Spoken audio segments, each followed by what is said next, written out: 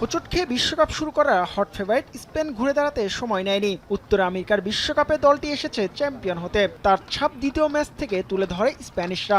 Saudi আরবের সঙ্গে রাজস্বিক প্রত্যাবর্তন করে লামিন ইয়ামালরা। গ্রুপ পর্বে নিজেদের শেষ ম্যাচে উরুগুয়েকে হারিয়ে গ্রুপ চ্যাম্পিয়ন হয়ে নকআউট পর্ব নিশ্চিত করে লা রোহা।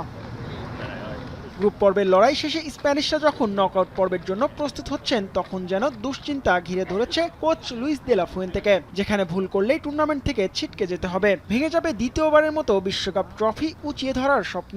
এমন গুরুত্বপূর্ণ সময়ে উইঙ্গার সংকটে ভুগছে স্প্যানিশ কোচ। উরুগুয়ানদের সঙ্গে 1-0 গোলের জয়ের ম্যাচে কুচকির চোট নিয়ে মাঠ ছাড়েন নিকো উইলিয়ামস। এই ম্যাচের শেষ দিকে কাঁধে আঘাত পান আরেক উইঙ্গার এরিমি পিনো। ম্যাচ শেষে তাকে নিয়ে দুশ্চিন্তার কথা জানান স্প্যানিশ কোচ। লামিন ইয়ামাল ও নিকো উইলিয়ামস চোট সঙ্গে নিয়ে বিশ্বকাপ খেলতে আসেন। ইয়ামাল ফিট হয়ে ফিরলেও ভিক্তর মুনিওস পায়ের পেশির ইনজুরিতে টুর্নামেন্ট থেকে ছিটকে গেছেন। তাতেই উইঙ্গারের বিকল্প অপশনও হারিয়েছে স্পেন।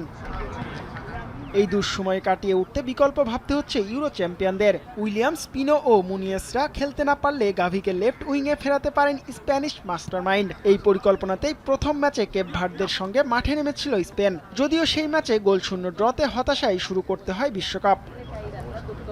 এছাড়াও স্পেন কোচের আরেকটি বিকল্প হতে পারেন মিকেল ওয়ারসাবাল। তাকে দেখা যেতে পারে লেফট উইংয়ে। আর ফেরান তোরেস কিংবা বোরজা ইগোলুয়েস সেন্টার ফরওয়ার্ডের পজিশনে হতে পারেন সমাধান। আর ইয়ামালকে রাইট উইংয়ে নামিয়ে আক্রমণ সাজাতে পারে Spanish coach Luis de la Fuente. Knockout পর্বে রাউন্ড অফ 32-তে বৃহস্পতিবার মাঠে নামবে 2010 সালের চ্যাম্পিয়ন স্পেন। জিহাদুল হাসান, সময় সংবাদ।